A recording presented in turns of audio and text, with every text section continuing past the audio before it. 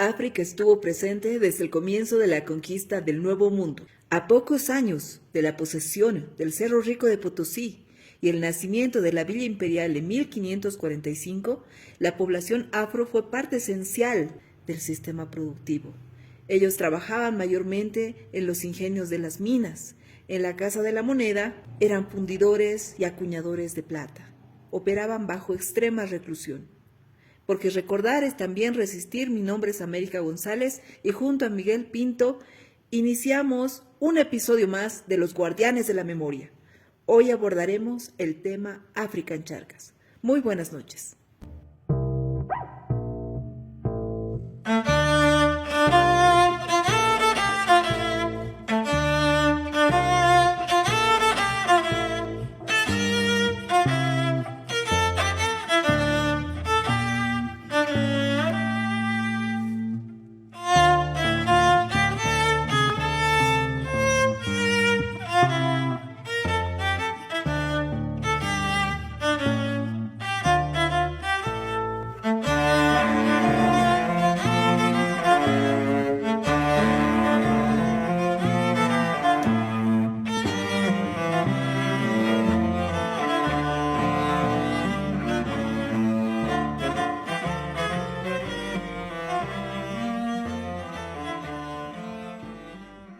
Para dialogar sobre este tema tenemos a tres invitados. Evgenia Bridiquina, doctora en historia, investigadora y autora de varios libros. Paula Revilla, también doctora en historia y especialista en el tema. Y a Juan Angola, economista e intelectual afrodescendiente. En este primer bloque abordaremos la llegada forzada y el asentamiento en Charcas de la población afro. Analizaremos además el comercio de esclavos, las principales rutas de ingreso y cómo se integraron al sistema productivo. Doctora Bridiquina, adelante. Los barcos se descargaban y después a lomo de mula o esclavos en este caso caminando pasaban, cruzaban el istmo y al otro lado, ya en el Pacífico, otra vez barcos llegaron a Callao, es puerto de Lima, y de ahí ya se distribuyen por todo el Perú.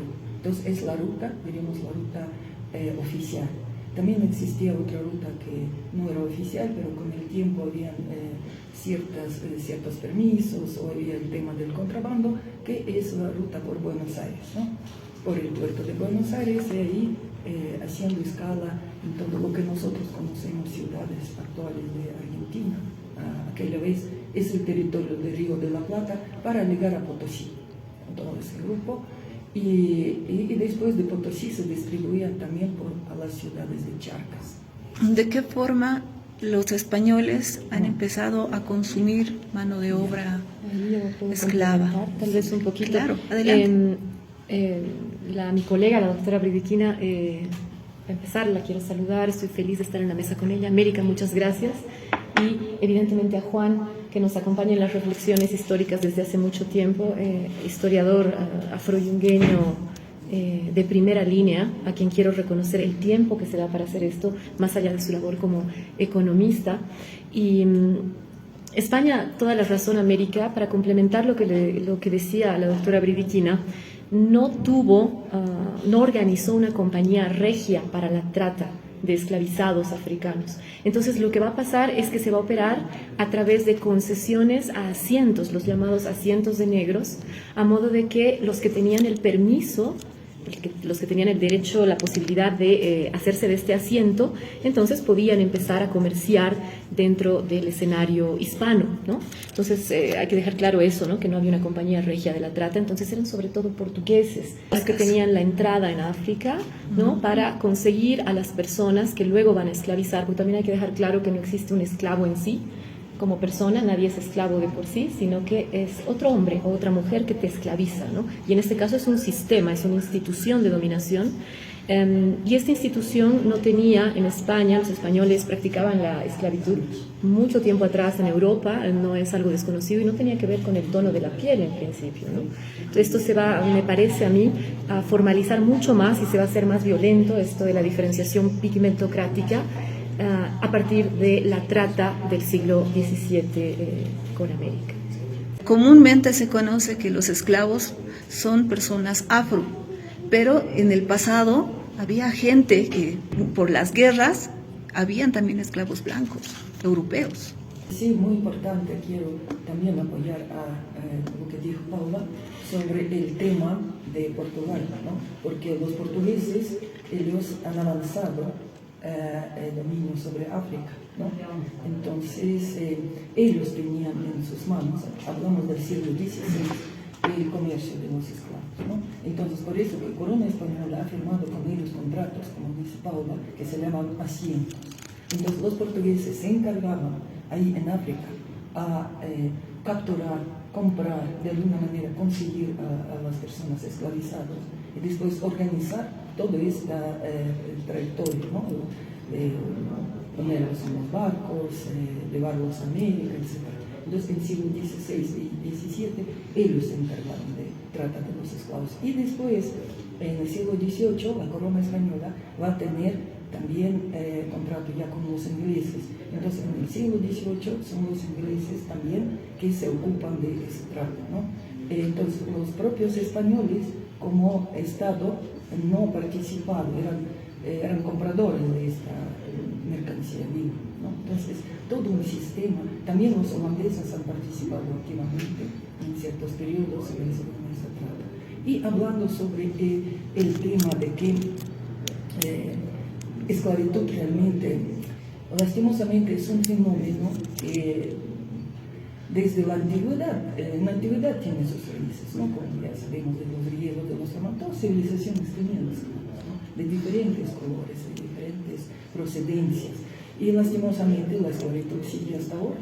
Solamente, ¿cuál es la diferencia entre la esclavitud antigua y la esclavitud moderna? Que la esclavitud antigua era legal, ¿no? Entonces existían, desde el Código de Hammurabi están señalados los esclavos, ¿no? Compra, venta, traspaso, etc. Y ahora, claro, no existe país en que permite el esclavitud de las personas, es una actividad ilegal. ¿Desde qué poblaciones de África llegaban a Charcas los esclavos? Bueno, ahí quiero también complementar lo que decía Eugenia. Realmente la ruta principal y la autorizada era la que ella ha descrito, y muchas veces no era directamente desde África, sino que venían desde también Lisboa y España. Hay que tener en cuenta que hay personas esclavizadas que tenían de origen africano experiencia previa en Europa de vida. Incluso habían nacido en España esclavizados, iban a ser conducidos a América. Pues no todos tienen el mismo origen, algunos son africanos, en esta época llamaban bozales a los que habían nacido en África, y están los que tenían experiencia ya criolla, ¿no? Criollos les decían, en España, en Europa, en diferentes partes. Y también tenemos que recordar a los que llegaban de otras zonas de América del Sur hacia Charcas, que ya tenían una experiencia americana, muchos de ellos ya eran nativos americanos, habían nacido en América. Entonces es una heterogeneidad realmente de población que tiene esta ascendencia africana, pero que comparte vínculos culturales ya de varias décadas antes de llegar acá. A esto se suma que el origen africano, como en algún momento, bueno, espero puedan leer este texto que tiene Juan cuando hizo la contribución en el trabajo de, se me va el nombre, Walker. Exactamente. Es fundamental, es un capítulo en el que él historiza estas rutas de las que estamos hablando, y además de esta ruta por el Callao, que era la autorizada, estaba esta ruta por Buenos Aires, ¿no? Que era una ruta que se intentó muchas veces pedir permisos para que se pueda ingresar personas por ahí. Uno de los primeros permisos de los que tenemos noticias es el de el dominico Francisco de Vitoria, nada menos. Pero la corona no va a estar cerrada, a pesar de que es una ruta más corta incluso para ingresar a los mercados de Potosí, La Plata, no va a aceptar que se utilice esta ruta. Y hay una otra ruta también, una ruta de la que recuerdo que también era por contrabando, por la de Colonia del Sacramento, por Asunción, ¿no? Entraban. Entonces, ¿de dónde venían cuando venían de África? Generalmente quienes anotaban la proveniencia ponían el último puerto en el que se habían embarcado las personas. Entonces muchas veces creemos que todo es Angola, que todo es, qué sé yo, Congo, pero en realidad venían de más adentro a veces, ¿no? Conforme va avanzando la conquista y la colonización de los portugueses cada vez es más hacia adentro, y son los propios africanos que a veces venden a otras personas, ¿no? Por estos problemas internos también.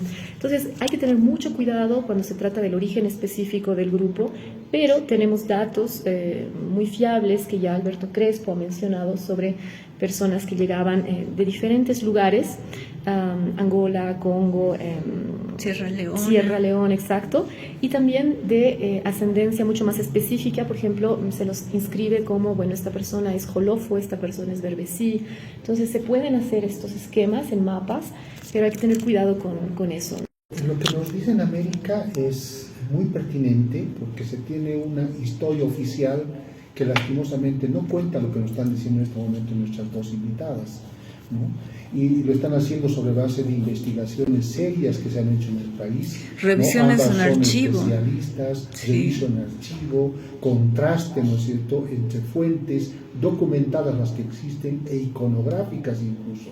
Entonces, en ese marco, Juan, quisiéramos que tú nos digas ahora, ya sabemos por dónde más o menos han entrado, a qué lugares han llegado primero, cómo se han distribuido en el país esta población afro.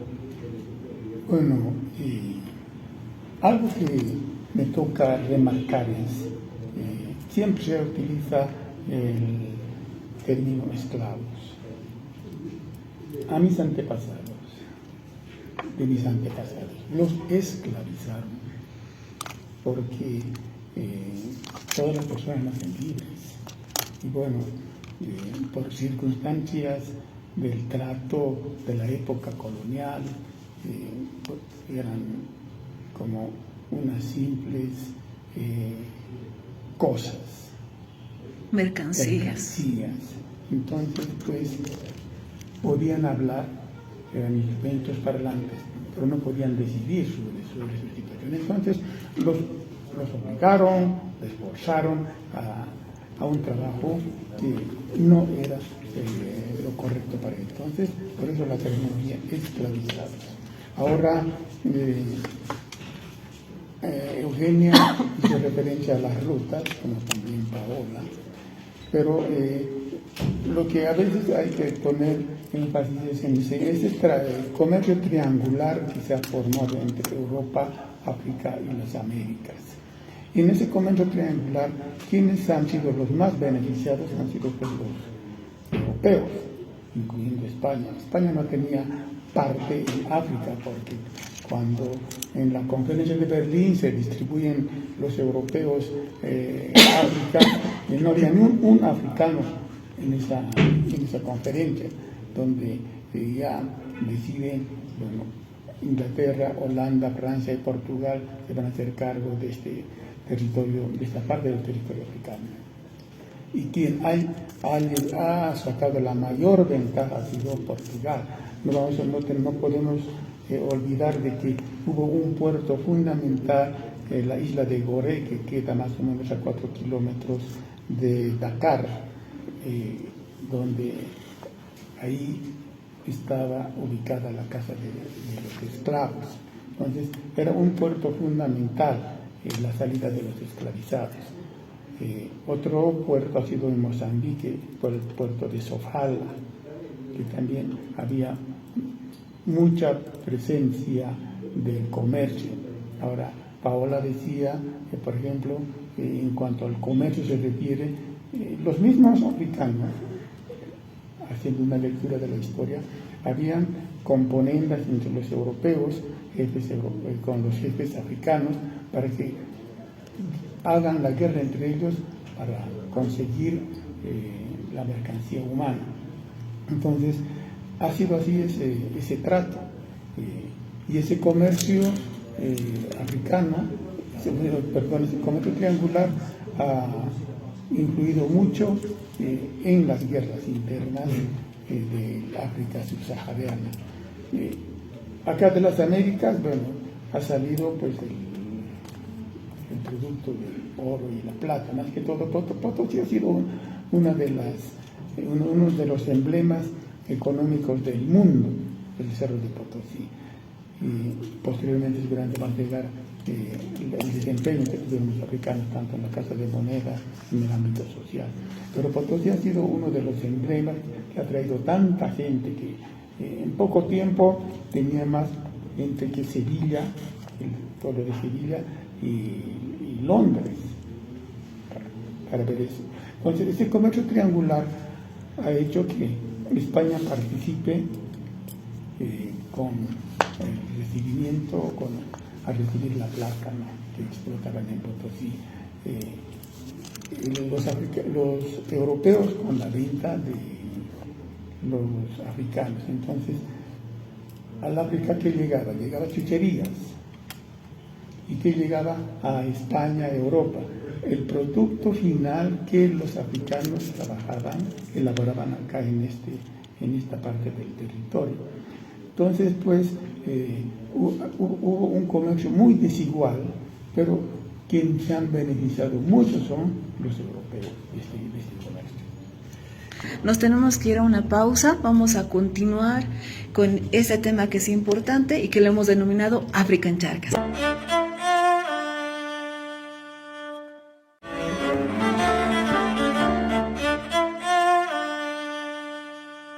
Volvemos con tu programa Los Guardianes de la Memoria. En este segundo bloque abordamos la cuestión del trabajo forzado, el trabajo en haciendas y en las plantaciones.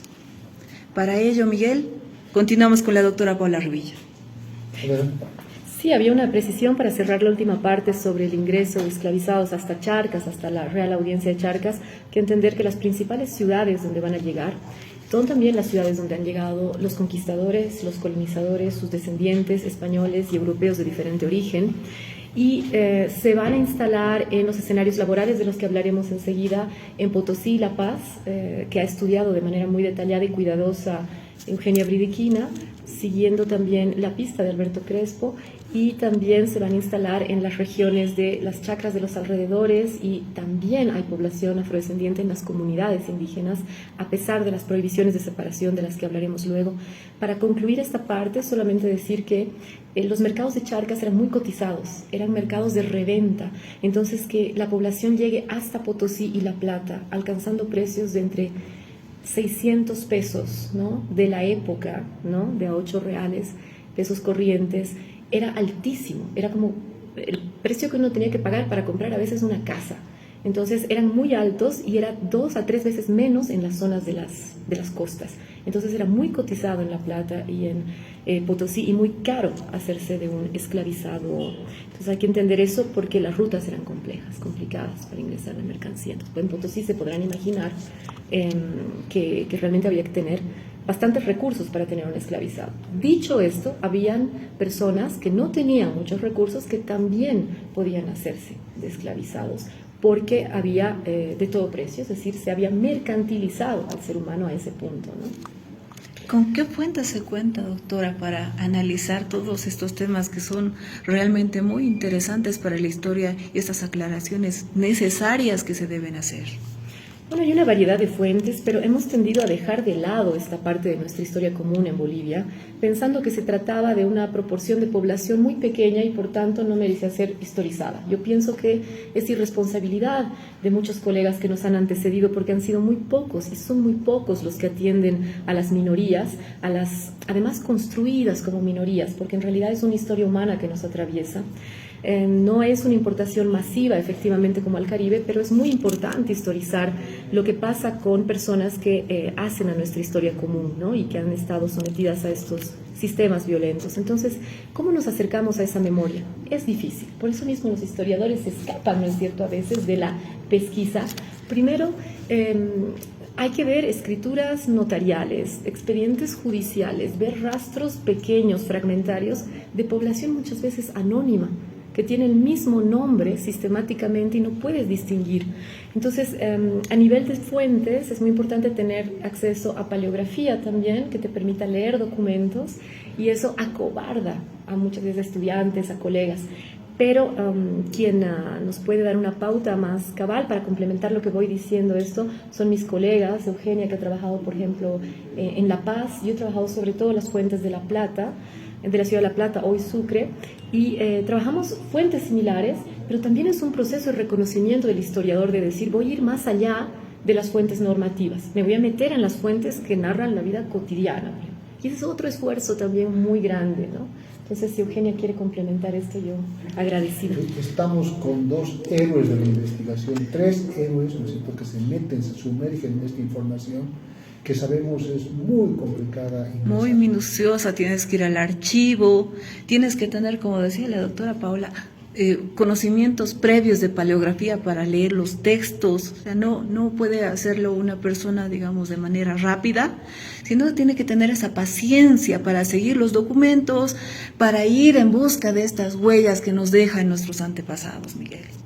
Eugenia, te cedemos la palabra ahora para precisar todos estos temas. Sí, hablando de paleografía, paleografía es la escritura antigua. Entonces, en la carrera de historia, en las carreras de historia, es una materia que tienen que aprender, porque, bueno, documentos del siglo XVIII, por ejemplo, no son muy difíciles para leer, pero bajando ya el XVII, XVI, se necesita preparación especial, ¿no? Entonces, como dijo Paula, presencia africana en nuestro territorio es omnipresente, porque en cada ciudad había, en zonas rurales también, claro, no en esas proporciones gigantes como en Brasil, como en el Caribe, pero había. Entonces, en todos los archivos históricos, locales, municipales, claro, el archivo de Sucre, el archivo de La Paz, existen documentos sobre la presencia de la población africana. ¿Dónde? Escrituras coloniales. ¿Qué son esas escrituras? Es que lo que actualmente hacen los notarios, que hacían también llamados antes escribanos, ¿no? Entonces son compras, ventas, traspasos, la gente habla sobre esos esclavos en los testamentos. Entonces ese tipo de documentos nosotros encontramos. También los juicios donde estaban involucrados los esclavizados. Además que en las ciudades no solamente vivían los esclavizados, sino libres por varias razones, o sea, que dueños les han dado libertad o ellos mismos han comprado la libertad. Podemos hablar sobre eso más adelante. Así que la presencia de la población afrodescendiente en Charcas es también notoria, eso queremos decir. Otra fuente que nos mencionó la doctora Rosana la anterior vez era la iconográfica. ¿También nos permite entender este fenómeno que estamos analizando hoy? También, lastimosamente, no hay tanto como en otros lugares. Por ejemplo, el famoso cuadro que todos lo amamos, es un cuadro impresionante que se llama Visita del Virrey Morcillo a Potosí. Ese cuadro no está en Bolivia, está en el Museo de América en Madrid, pero ahí justamente es un momento cuando el virrey Morcillo, que fue nombrado como virrey, porque antes era arzobispo, estuvo en La Plata, pero de La Plata pasaba a Potosí, y mineros lo han recibido. Entonces ahí, entre el grupo que acompañaba al virrey, que acompañaba al cabildo, están los esclavizados, ¿no? Están también en los balcones donde están las mujeres acompañadas por sus esclavas, se ven sus rostros, ¿no? Bueno, existen otros cuadros, cuadros de las castas, creo que también ese tema lo vamos a ver más adelante, y por supuesto que esa fuente iconográfica es muy rica. Valiosa, América. Ahora sí quisiera pasar con Juan, que nos diga dónde específicamente han llegado, qué han producido, ya lo mencioné en un primer momento. Bueno, el africano ha estado distribuido acá en lo que era antes, en la época colonial, antes que se conforme la República. Bueno, el Charcas luego llegó a tener el nombre de La Plata, y estamos hablando de Sucre, luego Chuquisaca, y actualmente Sucre. El africano en realidad ha estado, vuelvo a reiterar, en todos los espacios de lo que es Estado Plurinacional de Bolivia, e inclusive Santa Cruz, aunque Santa Cruz no estaba, la región del oriente no estaba relacionada con el comercio que se realizara entre Callao, el altiplano, entre Arica, el altiplano, y pues de Buenos Aires también hasta el altiplano, viene gente de Potosí. Entonces, ¿dónde se han concentrado? Les han obligado. El africano no llegó acá de forma voluntaria, todo ha sido forzado. Les obligaron a dejar su territorio de origen, no sabían a dónde los iban a relocalizar, pero estamos haciendo reminiscencia ahora de los antepasados, de nuestros antepasados africanos, de mis antepasados que llegaron a este territorio, donde mayor presencia hubo, y actualmente aún todavía hay, que sobrevive, y de ahí yo vengo, es la región de los Yungas. La historia en Potosí, en Sucre, han sido historias que han pasado con el tiempo, ha sido historia de referencia, en la presencia de africanos. Pero la historia actual, donde hemos escrito una historia verdadera que es de conocimiento de las comunidades indígenas originarias que hemos convivido con ellos y seguimos conviviendo en los Yungas, y el propio Estado tiene conocimiento también de nuestra presencia desde la colonia, es los Yungas, mayor presencia. ¿Dónde se han insertado la población afro en Potosí? Vamos con usted, doctora Bridkina. Bueno, es un tema muy interesante porque existe una opinión muy divulgada que los esclavizados fueron llevados a las minas, entonces, que trabajaban en las minas. Pero lo que se ha visto que no es tan así, que realmente estamos hablando de esos grandes trayectos. Y estamos hablando también del trato y de los precios también de los esclavizados. Entonces, la gente que fue capturada en África, después metida en esos barcos que trasladaban a los esclavos, negreros, sí, en esos barcos, como pescados y como sardinas, morían por el trayecto, ¿no? Entonces, el precio, por ejemplo, de los capturados en África era uno, llegando ya a América era otro, porque a veces llegaban barcos vacíos incluso, porque por el trayecto, por una cuestión de la enfermedad, morían todos, o la mitad, es decir, que el precio ya se duplicaba o triplicaba.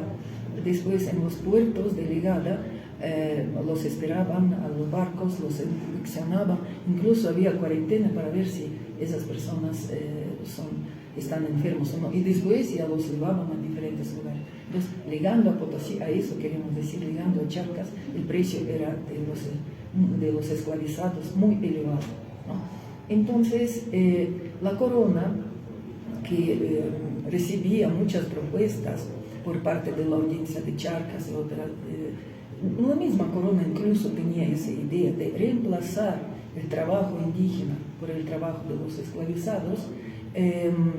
No se ha logrado este fin. ¿Por qué? Porque siempre era mucho más accesible el trabajo de los indígenas.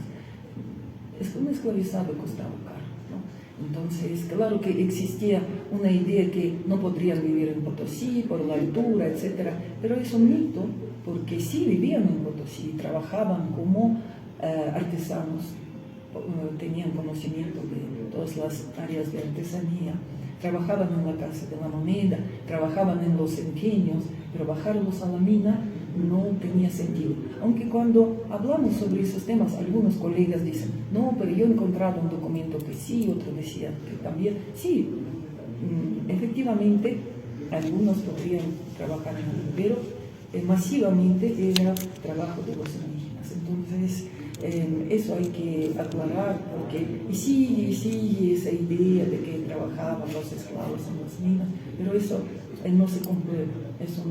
Es un mito que algunos historiadores alguna vez han dicho, pero sigue reproduciéndose.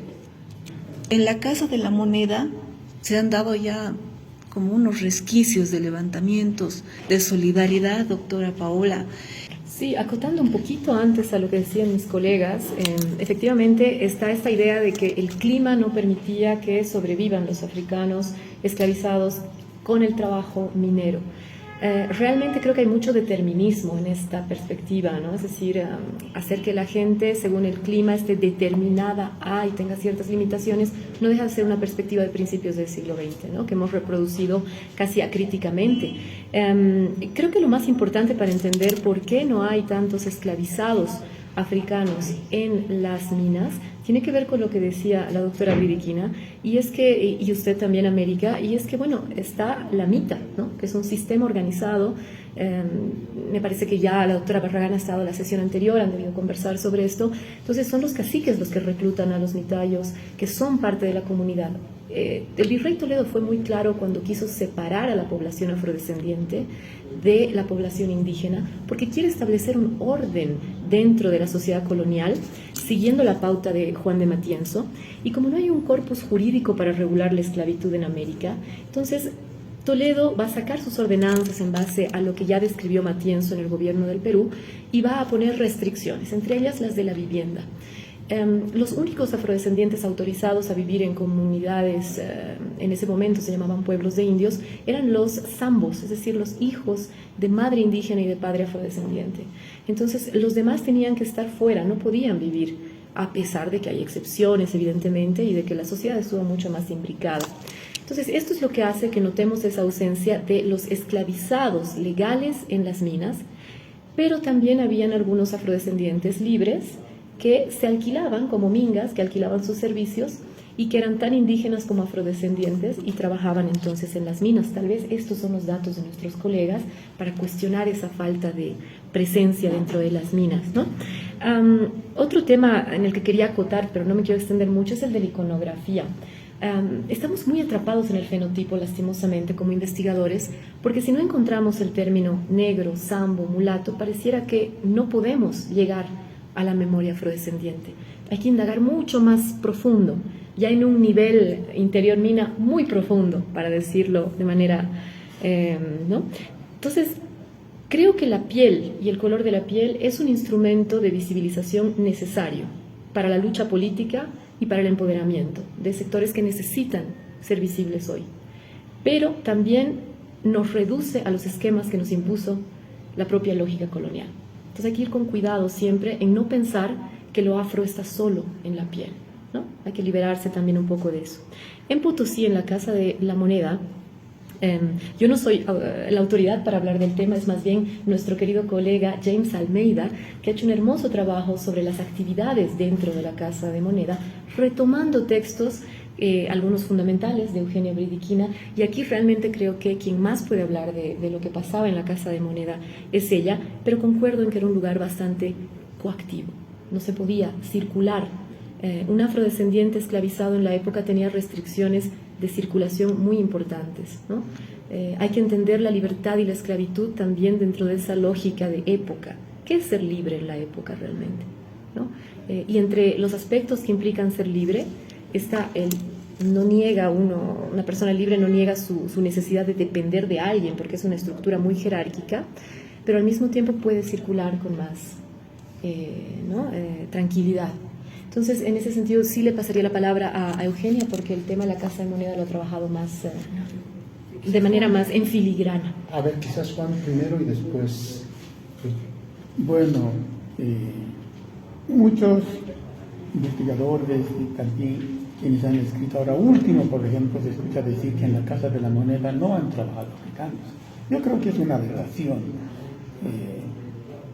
¿Por qué, por ejemplo, en la segunda Casa de la Moneda, si uno va al segundo piso, por qué esas marcas de los pies que quedan así mal, sellados en esa madera que era tan dura? Por los siglos de trabajo de los africanos, porque los acorralaban, inclusive los sujetaban para que no se movieran en el trabajo de hacer el sellado de la moneda. Entonces, no creo que un indígena de la época, porque ellos estaban exclusivamente por orden del virrey Toledo, que trabajara en la mitad. El africano no podía trabajar en la mitad porque por su estatura, su contextura, que era más alto, etcétera. Eso supuestamente dan a entender, pero de que han trabajado por lo menos con un corto tiempo la minería sí, pero su fuerte ha sido la Casa de la Moneda y en los ingenios. Son casi 3 siglos de trabajo africano en la Casa de Moneda. Ahora, ¿por qué? Yo me pregunto, ¿por qué, por ejemplo, en la Casa de Moneda han eliminado los altillos, los han pintado, los han blanqueado? ¿Por qué? Porque había ahí muchos rasgos de presencia africana de 3 siglos, porque ahí es donde dormían. Muchas veces seguramente los que dormían ya no despertarán al día siguiente. ¿Por qué? Por ejemplo, les han prohibido una ordenanza ahí en Potosí, les prohibieron que salgan los fines de semana o los feriados afuera de la Casa de Moneda, porque se quedaban toda una semana en la Casa de la Moneda con una luz tenue trabajando todo el día. Eso tomo de Eugenia, porque en el texto que escribí tomo de sus investigaciones y me refuerzo con sus investigaciones, que dicen que bueno, los africanos han trabajado en la Casa de Moneda. No podemos borrar esto de un plumazo, no se puede. En las máquinas de fundición, en los ejes centrales, en los crisoles de fundición, queda un rastro en la Casa de Moneda, un espacio donde funcionaba un crisol de fundición, puro hollín, un espacio. Pero en los altillos donde dormían seguramente ha debido quedar rasgos, pero inseparables, que los han borrado. Antes de darle la palabra, para continuar con el tema, en la Cinemateca fue una presentación de Cuento América sobre este mundo esclavo, nos decían, incluso con películas, ¿no? Pero lo que más me impresionó fue la participación de un joven, ¿no?, intelectual también del sector, que nos contaba la visita que realizó por primera vez, ¿no?, a la Casa de la Moneda, ¿sí? Cuando llegó y vio esas huellas de las que nos cuenta, ¿no?, él dice que recordó toda la historia oral que sus abuelos, que sus tatarabuelos, que sus padres le habían contado, de la magnitud del dolor, de la explotación que se ha desarrollado en ese espacio. Ahora, evidentemente, ¿no?, que eso se quiera cambiar, a mí también me parece un despropósito, pero escucharemos al especialista. Muchas gracias. Sí, efectivamente, la mano de obra de los esclavizados en la Casa de la Moneda es pues, el principal. Los indígenas también trabajaban ahí, pero como personal de limpieza, diríamos así. Juan estaba hablando de 2 Casas de la Moneda, ¿no? ¿Cuál es la diferencia? ¿Qué tecnología que se utiliza? Ambas casas pertenecen al Estado, pero el Estado alquilaba así llamados hornazas, son como talleres dentro de la casa, que eran particulares. Entonces los dueños de esas hornazas compraban a los esclavos. Y esclavos vivían ahí, son cuartos con hornos y con lugares para ya martillar las monedas. Dormían ahí mismo, dormían sobre cuerda de vaca, no salían. Entonces en ese espacio justamente terrible está hablando Juan. Lo de alquiler ya es de la segunda Casa de la Moneda, que quizás condiciones eran un poquito mejor, pero igual de terribles. Y claro, como no podían salir, estaban desesperados, entonces había constantes fugas. Además hay otro tema, que por ejemplo esos esclavizados fueron involucrados en el tema de fraude, los obligaban, había todo un sistema en la casa de falsificar las monedas. Claro, después los martirizaban, los torturaban ahí para que confiesan, los castigaban, ¿no? Entonces, realmente el espacio de la Casa de la Moneda es un espacio terrible, es un espacio terrible. No los dejaban salir, ¿por qué? Por el miedo también de las fugas y por otra razón. Porque el Estado o las autoridades locales, coloniales, tenían un prejuicio hacia esa población. Consideraban que los afros son revoltosos, bandidos, sí, altivos, que se emborrachaban. Sí, que se emborrachaban, que, diríamos, amenazaban a los indígenas, los atemorizaban. cuando los propios caciques tenían sus esclavos, ¿no? Es una relación bien complicada. Así que cuando confirmamos que realmente los esclavizados afrodescendientes es la mano principal de la Casa de la Moneda. Y bueno, nos vamos a un último corte comercial y vamos a retornar con este hilo conductor y vamos a hablar de la solidaridad, la autonomía, las formas de resistencia y el protagonismo de la mujer afro. Así que no se mueva de nuestra sintonía, vamos a continuar con los guardianes de la memoria.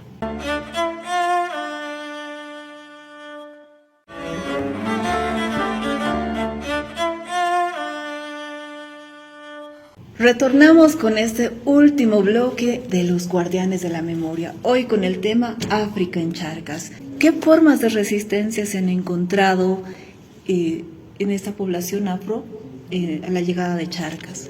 Bueno, en realidad hay muchos puntos en común, mucha similitud en algunas formas de resistir que tenía la población esclavizada a esta institución perversa y violenta, ¿no? A la que no quiero desmerecerle ni un gramo de violencia, pero al resaltar las formas de solidaridad, también tenemos que ver que hay una sociedad que está profundamente imbricada. Estas políticas de separación a las que yo hacía referencia del virrey Toledo y de las autoridades no van a resultar realmente en la práctica en un 100%. No es que la población afrodescendiente está marginada, separada del mundo de la población indígena o de la población, bueno, en fin, dependiendo de la categoría en la que los compartimentos encerraban a la población colonial. Están yendo y viniendo, trajinando por las chacras, por los caminos intermedios, en los pueblos de indios, en las ciudades. Y ahí me quería detener un momento para mostrar la fuerza de esta.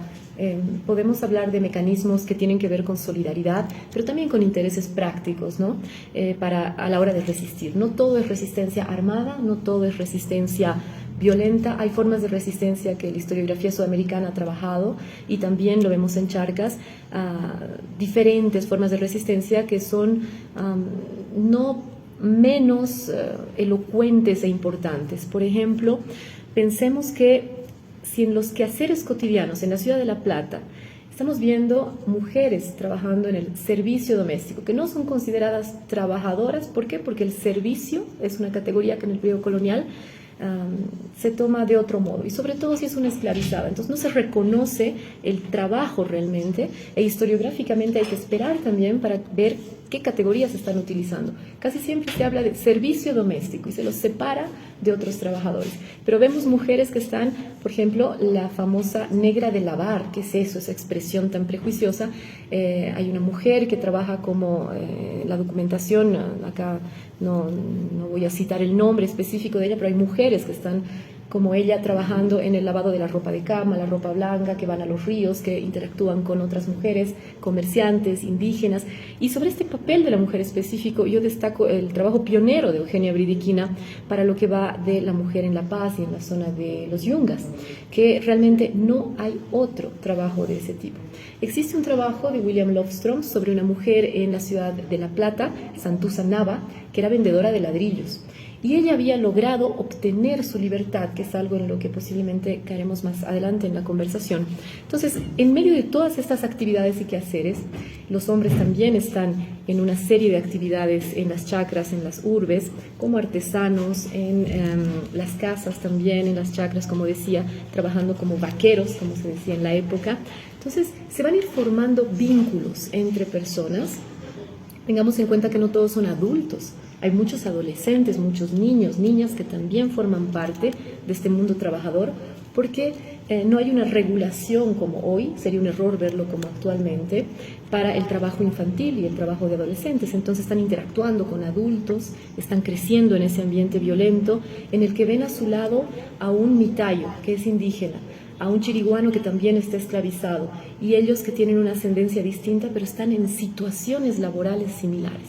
Entonces, de pronto notamos que la esclavitud es una forma violentísima de trabajo coactivo, pero no es la única. También están estas otras formas de servidumbre donde la población afrodescendiente está involucrada, y en ese sentido los invito muy humildemente a leer este libro que he escrito de coerciones intrincadas hace 2-3 años, que se encuentra a la venta en la UMSA, donde describo estas otras formas y también muestro cómo muchos afrodescendientes formaron parte del mundo del yanaconazgo, ¿no? Como ya mostró Lolita Brockington. Y en este entramado de relaciones violentas, las formas de resistir podían ser muy diferentes y diversas. En algunos casos, la compra de la libertad, ¿no? Y esta compra de libertad que se ha leído como si hubiese sido siempre una concesión de los amos a los esclavizados, cuando en realidad, si hacemos un estudio detallado de las escrituras notariales para la plata, notamos que gran parte, claro, está el amo que dice concedo la carta de libertad, pero detrás hay pagos de los afrodescendientes esclavizados o de sus parientes, y entre los parientes está el mundo indígena. Es decir, el mundo indígena también participa de la esclavización. El cacique Yampara Aymoro, por ejemplo, tiene esclavizados, tenemos datos de ellos, esclavizados que hace traer de otros lugares, y no es el único, pero también hay relaciones de afecto entre personas que vienen de distintas experiencias y mundos. Tenemos el caso de aquel cacique de Panacachi, cuyo nuero es esclavizado y quiere luchar por su libertad a fines del siglo XVIII. Y también tenemos el dato de estos caciques e indios principales del repartimiento de Tarabuco, que piden por favor que la morena Magdalena se haga cargo del tambo, que no quieren que esté aquel mestizo, como lo llaman, que en realidad hace un pésimo trabajo. Entonces, hay datos que nos muestran a esta población resistiendo de esta manera, encontrando fuentes laborales en su situación ya de manumitidos, de personas libres, porque era muy difícil salir de la esclavitud y encontrar un lugar y de qué mantenerse en esa sociedad. Además está la lucha armada, y con esto ya cierro, y la lucha armada me lleva a recordar un episodio de 1809, cuando afrodescendientes en Santa Cruz se rebelan contra la explotación de los hacendados en Santa Cruz.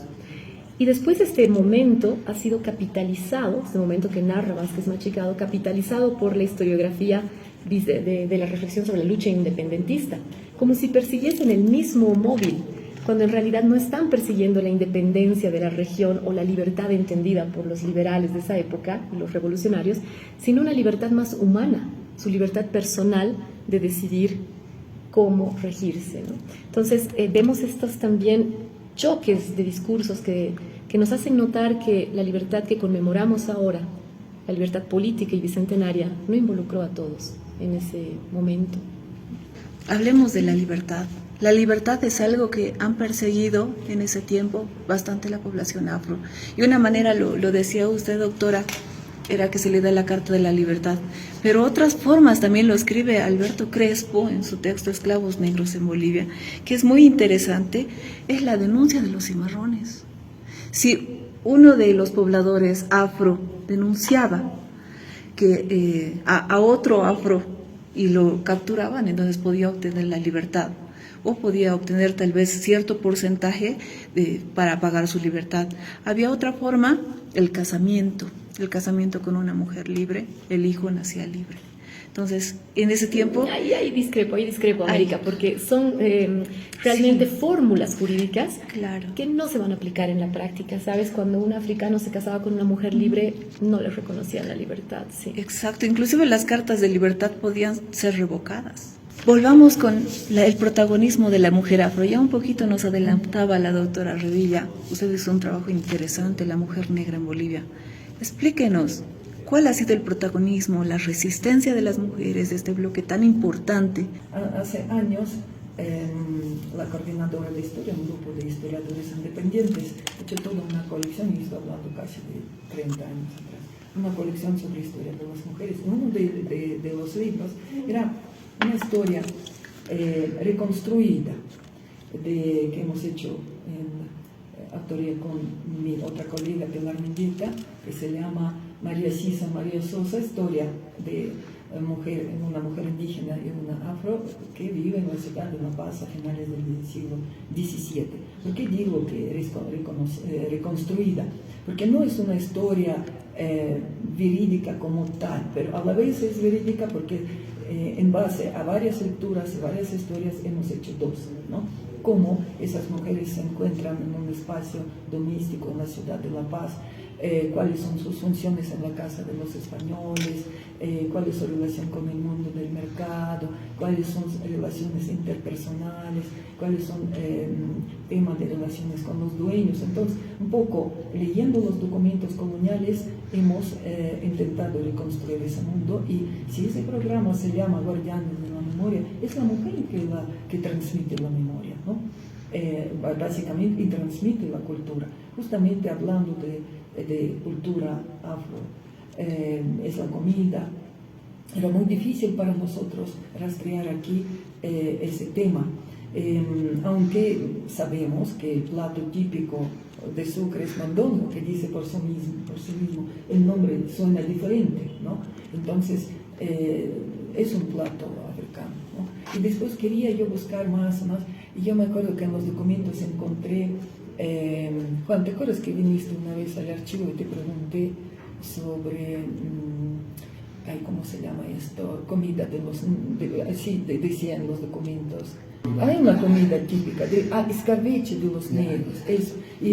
Yo trabajaba hace años en el archivo, y vino Juan, y yo le pregunto, Juan, ¿qué es esto? Él me dice, sí se hace, pero ahora creo que ya se ha olvidado, ya hay muchos saberes y sabores también que se olvidan, que se reemplaza por la comida chatarra, por decirlo así.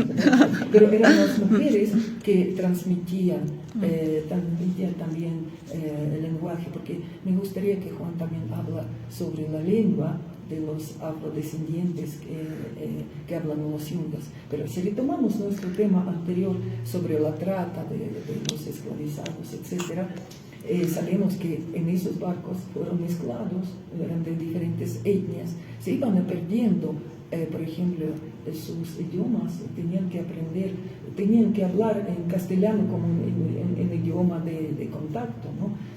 Claro que en las regiones que hemos hablado del Caribe, donde habían grandes cantidades, ahí sí que esa conservación de la memoria, de la religiosidad, de las costumbres, era mucho más fácil que en el caso de los afros que estaban aquí inmersos en este mundo indígena también, ¿no? Entonces, la situación de la mujer era clave, como guardiana de la memoria, como cuidadora de los hijos, como cuidadora de hogar propio, si se podría armarlo, y también en la casa donde trabajaba, ¿no? Paulita, tú me estabas hablando sobre amas de leche, porque eso también contrataban a las mujeres indígenas y las mujeres afrodescendientes de ser amas de leche, las mujeres criollas o españoles, para que sirvan como lactantes de los menores, ¿no?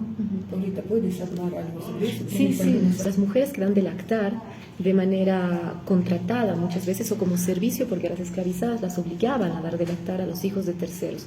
Podía ser el hijo del amo, entre comillas, podía ser un pariente, pero también me he dado cuenta que estas mujeres se agenciaban, y ahí está esta forma de resistencia, formas de conseguir trabajo cuando estaban embarazadas, y después proponían sus pechos, su leche a las generaciones que lo necesitaban, porque la mujer española o criolla evitaba dar de lactar. Era un tema que, bueno, muy de época.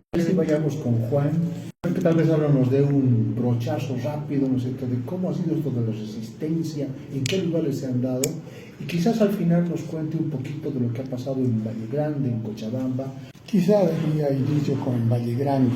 En realidad era el pueblo supuestamente llamado el pueblo de los negros. No ha tenido el peso como los palenques, los macumos de Brasil, por ejemplo, de Colombia y Ecuador. No ha sido así. ¿Cómo eran estos palenques? Bueno, los palenques, hablemos, eran sectores donde se reunían los esclavizados que huían de los patrones de las haciendas y se iban, conformaban en un sector, se juntaban de varias haciendas para resistir. ¿Por qué eran palenques? Porque eran unas empalizadas que se hacían como muros. Entonces, a eso lo llamaban palenques, y allí adentro ellos hacían su vida normal. Eso ha ocurrido en Colombia, en Ecuador, pero acá en nuestro medio no. Hablemos de Valle Grande, que tampoco ha sido un palenque.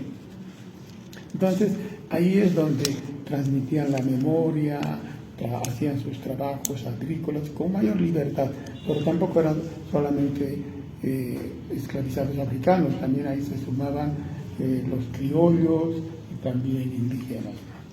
Ahora, eso ha sido en cuanto una especie de palenque o de resistencia que hubo Valle Grande, pero en sí no tuvo el cuerpo en sí de un palenque así donde era una resistencia tenaz.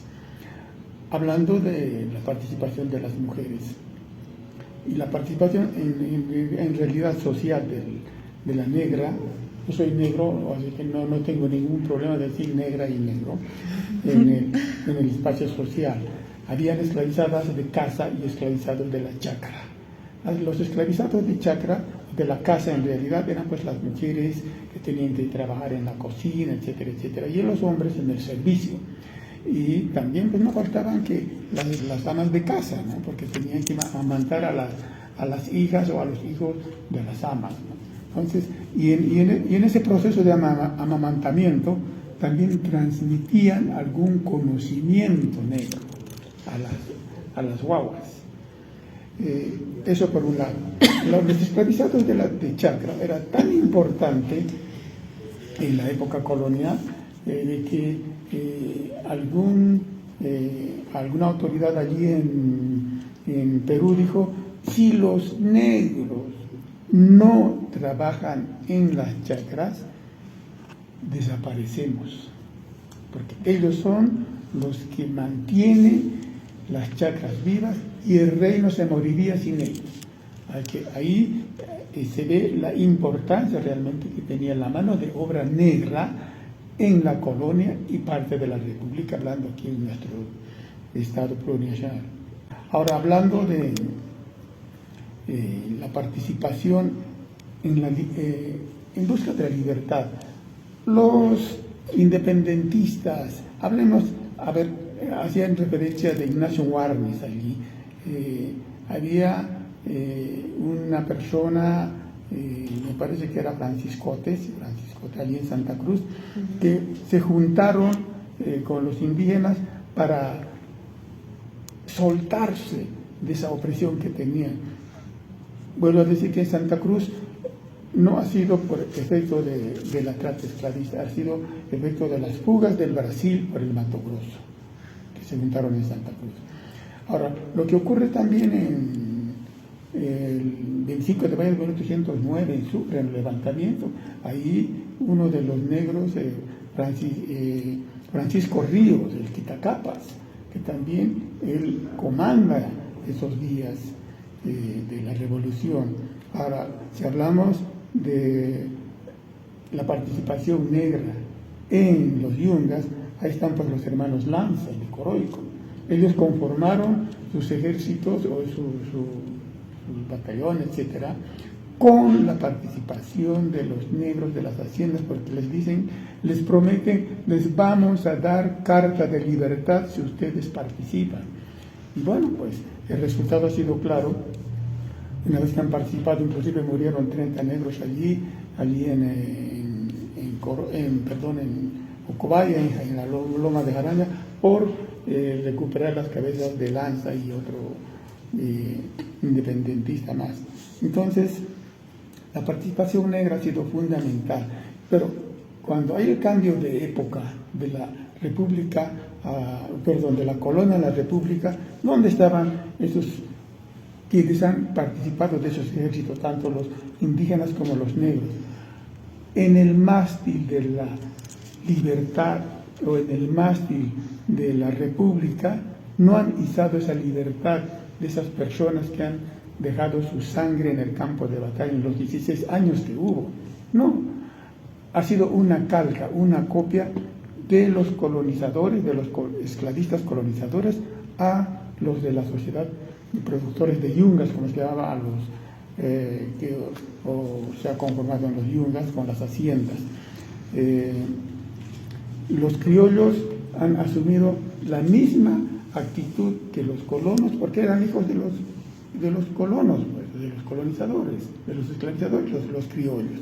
Entonces, asumieron la misma actitud de sojuzgar con el trabajo de 3 días de hacienda, pongo y mitani, el trabajo forzado. Eso ha durado hasta 1952, cuando hubo la libertad así de hecho. Bueno, Datos reveladores.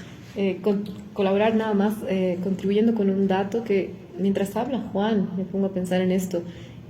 Los afrodescendientes han sido invisibilizados también en los cuadros. Cuando vamos nosotros a ver incluso en las películas, incluso en las más recientes, si nos muestran a Antonio José de Sucre, lo van a ver blanco casi transparente, y en realidad era afrodescendiente, y Bolívar también. Sus orígenes zambos, que incluso lo insultaban diciéndole zambo. ¿Cómo es que los cuadros? Bernardo Monteagudo, 19 años en Chuquisaca, era de padre mulato, es decir, él estaba enjollado y tenía todo un estilo, como lo describen, muy excéntrico y particular, pero no lo representan así. Un blanqueamiento. Sí. En el arte. Juan Azurduy, estoy nosotros recordando del gran cineasta Jorge Sanginés. No veo un personaje de este mundo afro, ¿no? Tiene mucha razón. Adelante, Anita. Sí, es increíble, o sea, los datos que nos dan nuestros investigadores, nuestros guardianes de la memoria, porque ellos son nuestros guardianes de la memoria, Miguel, resaltar cómo desde antes de la independencia ellos han tenido un protagonismo importante.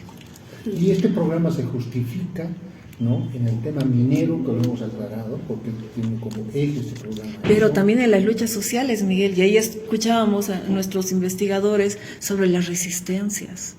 Y lo rico que tenemos es con fuente nueva, ¿no? No son documentos de hace 20, 30 años, sino es investigación que sigue fluyendo en este momento y la que nos vienen presentando nuestros investigadores. En la siguiente edición vamos a estar hablando de los patriarcas de la plata hacia los magnates del litio, así que no se pierda el siguiente programa. Nos vemos el siguiente domingo a las 21:30 en Amitel TV 5.2 con los guardianes de la memoria. Buenas noches, América, y gracias a nuestros invitados.